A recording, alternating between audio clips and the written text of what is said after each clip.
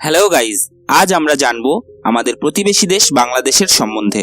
আপনারা সবাই হয়তো জানেন যে বাংলাদেশ আগে ভারতবর্ষেরই অংশ ছিল, কিন্তু 1947 সালে বাংলাদেশ মুসলিম ক্ষেত্র হবার জন্য পাকিস্তানের অংশে চলে যায়। সেই সময় বাংলাদেশকে পূর্ব পাকিস্তান বলা হতো। তখন দুই দেশের দূরত্ব ছিল 1600 কিলোমিটার। এরপর ভারতের সাহায্য নিয়ে 26শে মার্চ 1971 সালে পাকিস্তানের থেকে আলাদা হয়ে বিশ্বের কাছে বাংলাদেশ হিসেবে পরিচিতি লাভ করে। তো বন্ধুরা, এই ভিডিওতে বাংলাদেশের সম্বন্ধে কিছু কথা জেনে নিই।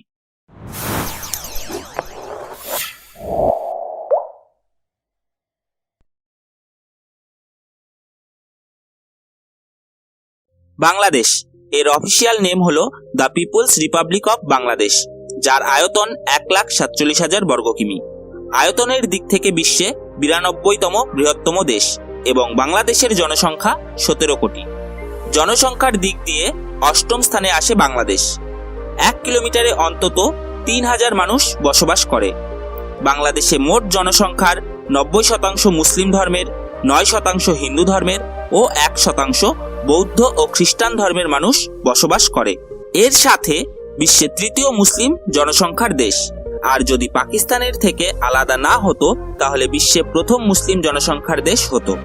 বাংলাদেশের প্রধান ধর্ম হলো ইসলাম ধর্ম। আর যদি বাংলাদেশ বর্ডার নিয়ে কিছু বলি তাহলে বাংলাদেশের 3 দিকে রয়েছে ভারত ও একদিকে রয়েছে মায়ানমার, এবং পৃথিবীর 5ম বৃহত্তম বর্ডার ভারত ও বাংলাদেশের বর্ডার, যার দৈর্ঘ্য 4142 কিলোমিটার। বাংলাদেশের রাষ্ট্রীয় ভাষা হলো বাংলা এবং বাংলা ভাষা বিশ্বে সর্বাধিক প্রচলিত ভাষাগুলির মধ্যে 4র্থ স্থান অধিকার করে রয়েছে। আর শুধু বাংলাদেশিরাই একমাত্র জাতি যারা নিজ মাতৃভাষার জন্য প্রাণ দিয়ে গেছেন। বাংলাদেশের রাজধানী ঢাকা, যা বিশ্বের 5ম বৃহত্তম শহর ও জনসংখ্যার দিক থেকে এটি এশিয়ার 4র্থ বৃহত্তম শহর। আবার ঢাকাকে মসজিদের শহরও বলা হয়।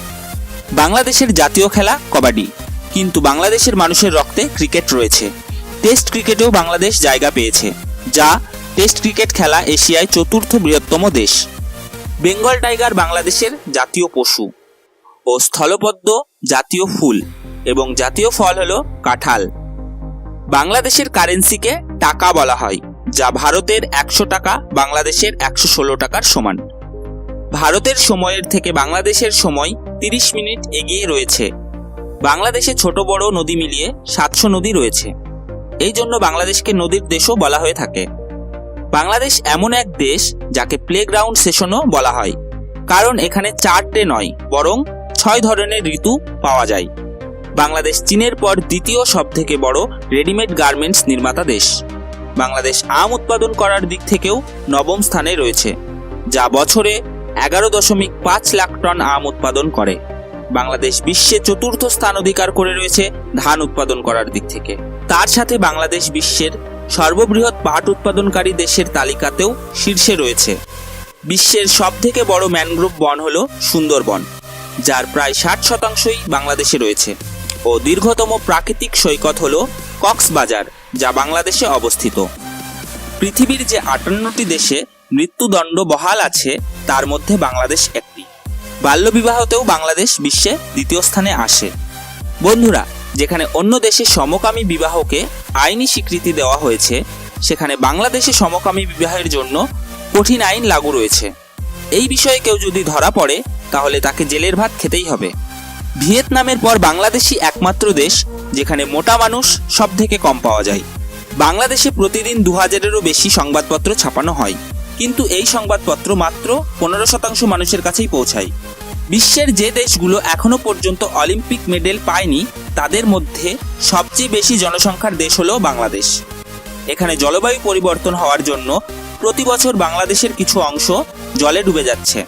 অনেক বিজ্ঞানীদের মতে 2050 সাল পর্যন্ত বাংলাদেশের 60%ই জলে ডুবে যাবে। সো গাইজ, আজকের ভিডিও এখানেই শেষ করছি। ভিডিওটি ভালো লাগলে লাইক, শেয়ার করো ও কমেন্টে নিজের মতামত জানাও।